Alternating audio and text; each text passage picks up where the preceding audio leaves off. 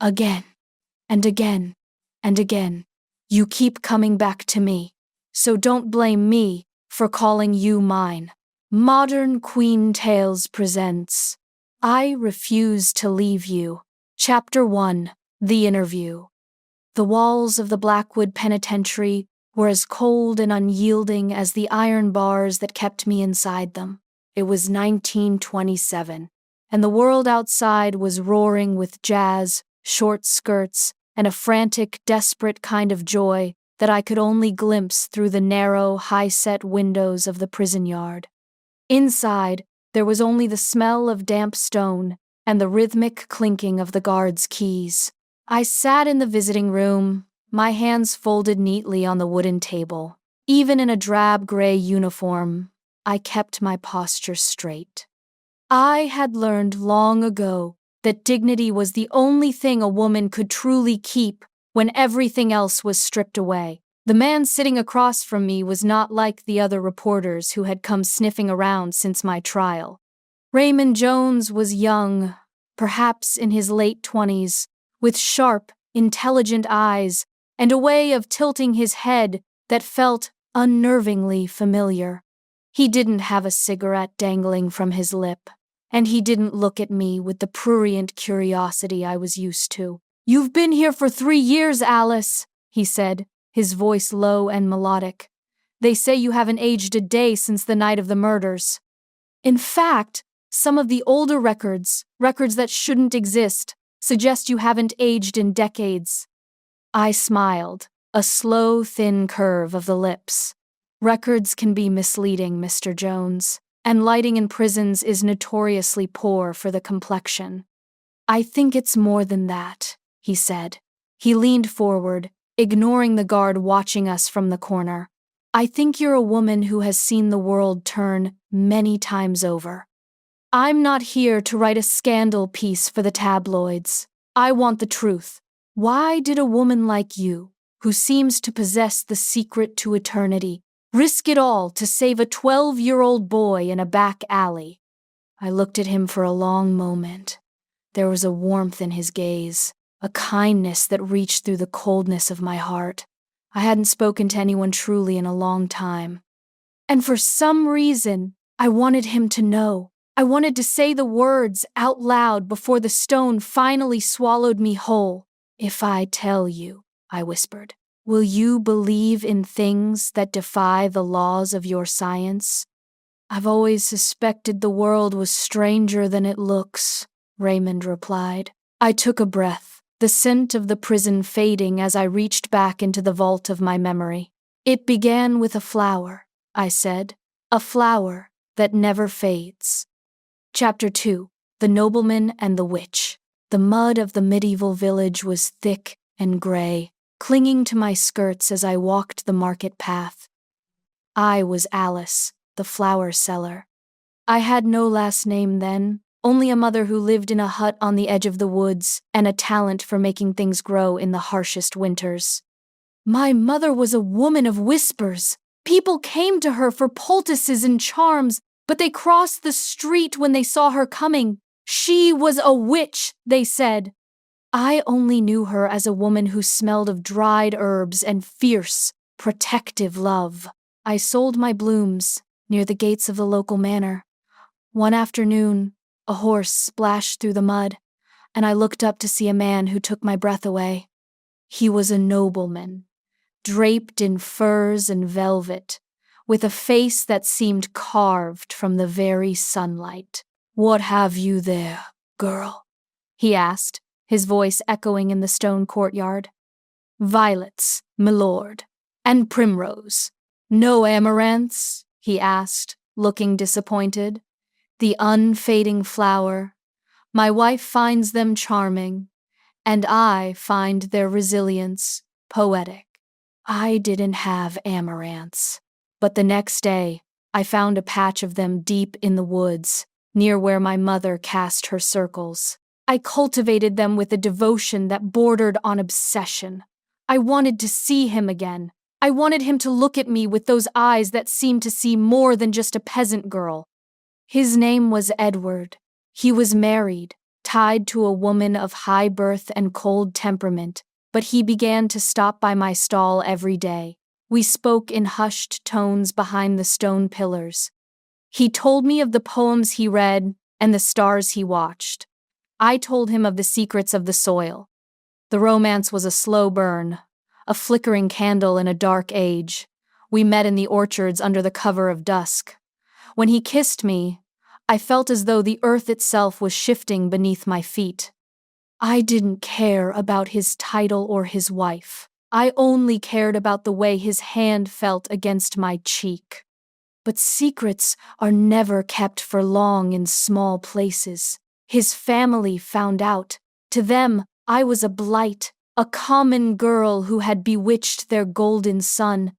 They dragged me to the center of the village and declared me a temptress, a creature of darkness. As the cold steel of their daggers found my heart, I saw Edward held back by his brothers, his face a mask of pure, unadulterated agony. I died in the mud, the scent of crushed amaranths, the last thing I knew. But my mother would not let me go. Grief turned her into something terrifying. She waited until the nobleman's family celebrated their cleansing of his reputation. Using the very blood of those who had killed me, she performed a ritual that broke the laws of heaven. She sacrificed the entire lineage of that manor to pull me back from the veil.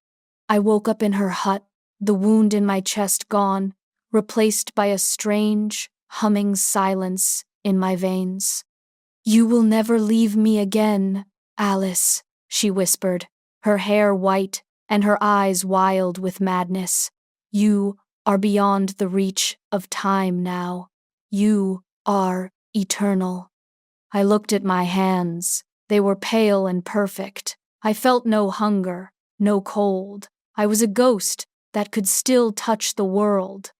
But Edward was gone, killed by his own grief or the madness that followed the slaughter of his kin. I was left alone in a world that would grow old and die around me. Chapter 3. The Painter's Muse. I told Raymond about the centuries that followed, how I learned to move from city to city, changing my name, watching empires rise and fall like the tide. I learned to hide the fact that I did not age. I became a master of shadows. The story moved to the Renaissance. I was in Florence, a city of light and color. I had taken the name Alessandra, and I found myself drawn to the studios of the great masters. That was where I saw him again. He was not Edward, but he had Edward's eyes. He was a painter named Carlo, a man of mercurial temper and brilliant vision. He was married to the daughter of a powerful merchant, a marriage of contract rather than heart.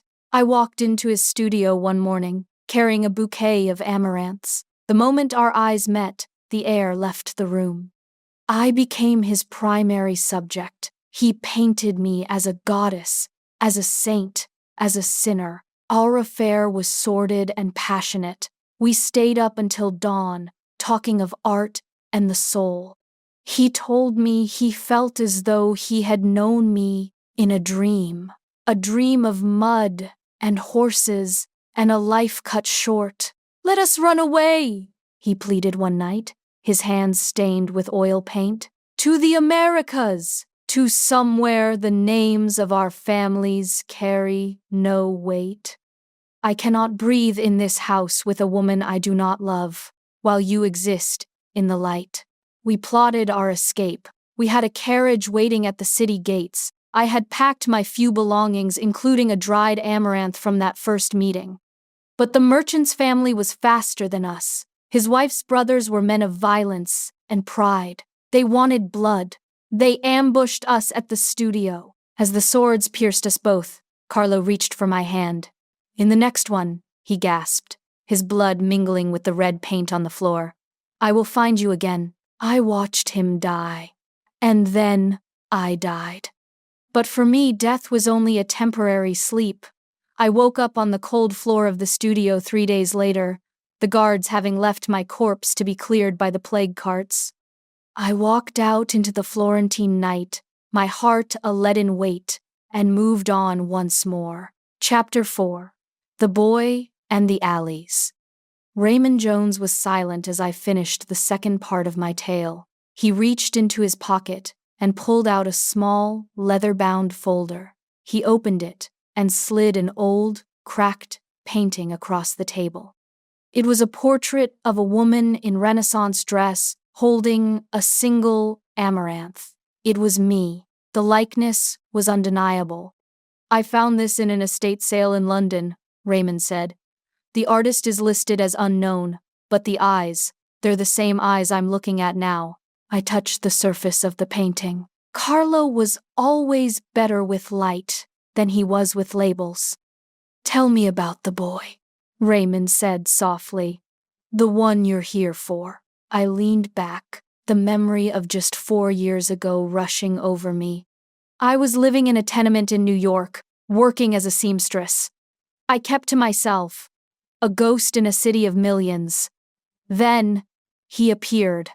He was a 12-year-old boy, dressed in clothes that were slightly too large for his thin frame. He had a maturity in his gait that didn't match his age. He found me as I was walking home from the factory. He didn't say a word at first. He simply walked up to me and held out a single, fresh amaranth flower. My heart nearly stopped. "Where did you get this child?" "Grew it myself. I remembered you liked them," the boy said. His voice was high, but his cadence was that of an old soul. "It took me a long time to find you this time, Alice. The world is much bigger now." I stared at him, terrified and hopeful. "Who are you?" "I don't have all the words yet," he said, frowning. "It's like trying to remember a song you heard a long time ago. But I knew I had to find the lady with the flowers. I knew I had to tell her I didn't leave her." Before I could ask him anything else, a black car screeched to a halt at the end of the alley. 3 men jumped out. They weren't looking for me. They were looking for him. They called him by a name I didn't recognize, a name of a wealthy shipping family. It was a kidnapping for ransom. They grabbed him, throwing him toward the car. The boy screamed for me.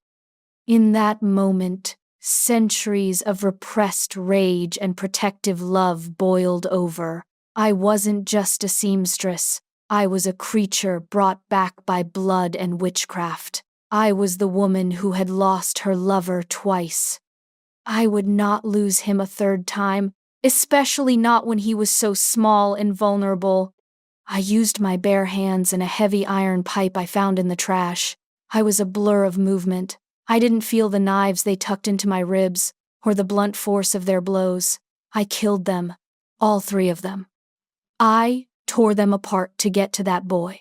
When it was over, I stood in the red-stained snow, breathing hard. The boy looked at me, not with horror, but with a profound, sad recognition. "You saved me," he whispered. The police arrived minutes later. I didn't fight them. I sat by the boy's side until they took him away. I was covered in blood that wasn't mine, and wounds that were already starting to knit together beneath my skin. I was sentenced to life. The world saw a mad woman, a butcher. I saw a chance to finally pay the price for the lives my mother had taken to bring me back. Chapter 5. The Riot. "And that is my story, Mr. Jones," I said, the light in the visiting room beginning to dim. "I am a woman out of time, waiting for a man who keeps changing his face." He reached out and placed his hand over mine. His skin was warm. "You don't have to wait anymore," he said. Suddenly, a massive explosion rocked the prison. The floor buckled, and the sound of shattering glass echoed through the halls. Alarms began to blare, a frantic, high-pitched wailing that signaled total chaos. "What is happening?" I cried, standing up. "A distraction," Raymond said, his voice calm amidst the screaming. The guard in the corner moved toward us, reaching for his holster, but Raymond was faster. He pulled a heavy brass paperweight from his bag and struck the man with clinical precision. As the guard slumped to the floor, Raymond began stripping off the man's jacket. "Put this on," he ordered, tossing me a second uniform he had somehow concealed in his oversized briefcase. "Raymond, what have you done?" "I've spent the last 3 years planning this, Alice. Every cent of the Jones inheritance, every contact I made as a reporter, it was all for this moment. There's a riot in cell block D. The guards are occupied. We're leaving." I didn't hesitate. I pulled the trousers over my skirt and jammed the cap down low over my eyes. We moved through the smoke-filled corridors. It was a symphony of madness, prisoners sprinting past, the smell of burning mattresses, the distant pop of tear gas canisters. Raymond knew the layout perfectly. He led me through a service tunnel I hadn't even known existed. We emerged into the crisp night air, a mile away from the prison walls where a black Duesenberg sat idling in the shadows. He didn't stop until we were miles away, parked on a cliff overlooking the Hudson River. The city of New York sparkled in the distance, a crown of electric jewels. I turned to him, my heart hammering against my ribs. "Why? Why would you throw your life away for a prisoner? You're a successful man, Raymond. You have a future." Raymond looked out at the water. "I told you. I've been trying to remember the song. When I was 12, it started as a hum. After you saved me in that alley, the melody finally became clear." He turned to look at me, and in the moonlight, I saw the nobleman. I saw the painter. I saw the boy. "I am the man who loved the amaranths," he said softly. "I am Edward. I am Carlo. I am the boy whose life you bought with your freedom." I started to remember my past lives during my childhood, but the memories were fragments, until I saw you again. That's why I searched for you. That's why I became a reporter, to find the woman the world forgot. I reached out, my fingers trembling as I touched his jaw. "You came back."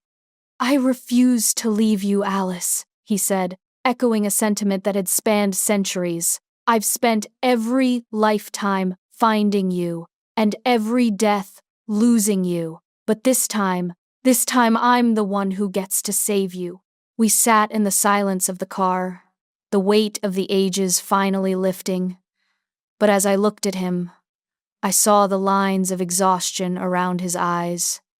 He was human. He was aging. I was not. "You know what this means," I whispered. "You will grow old, and I will still be this." Raymond smiled, a bittersweet, beautiful expression. "Then I will love you until my last breath, and then I will go and find a new body, and I will come back and find you again." It's what we do, isn't it? We stayed together for 40 years. We lived in a small house in the Swiss Alps, then a villa in Spain. I watched the gray touch his hair. I watched his hands, once so steady with a paintbrush or a pen, begin to shake. I loved him through every wrinkle, every slowed step. When he died in 1967, he went peacefully, holding my hand. "See you soon, Alice," he whispered. And I, the eternal wanderer, went back into the shadows to wait. Epilogue. Paris, 21st century. The 21st century was a world of glass and light, of pocket-sized computers and a pace of life that made the roaring 20s look like a funeral procession. I lived in a quiet apartment in the Marais, passing the time by restoring old books and tending to my roof garden. One morning, a messenger arrived at my door. He handed me a thick, cream-colored envelope. Inside was a note with a time and a place, an exclusive restaurant overlooking the Seine, and a single, perfectly preserved amaranth flower. I dressed with shaking hands. I chose a dress of deep crimson, the color of the flowers that had defined my life. I walked into the restaurant. It was a place of polished brass and white linens. At a table by the window, a young man was sitting, looking out at the river. He was perhaps 25, dressed in a sharp Italian suit. As I approached, he turned. The face was new. The hair was darker, the build more athletic. But when he looked at me, the world stopped spinning. The eyes were the same. The soul behind them was ancient and familiar. He stood up, a slow smile spreading across his face. "You're late," he said, his voice a rich, modern baritone that still held the echo of a nobleman's command. I sat down across from him, my eyes stinging with tears I hadn't shed in decades. I had to find the right dress. He reached across the table and took my hand. His grip was strong and certain. "I told you I'd find you. It took a little longer this time. I had to grow up first." "You always did like to make an entrance," I teased, the weight of the centuries finally feeling light as air. "I'm the man who never leaves," he said, leaning forward. "And you're the woman who waits. Shall we order? I hear the wine is excellent in this century." I looked at him, my lover, my friend, my eternal companion. The sun set over Paris, casting long golden shadows across the table, but for us, the light was only just beginning. "Yes," I said, squeezing his hand. "Let's stay a while." If you enjoyed this quick escape, hit the subscribe button for new stories twice a week. Until then, I'll see you at the next flip of the pages.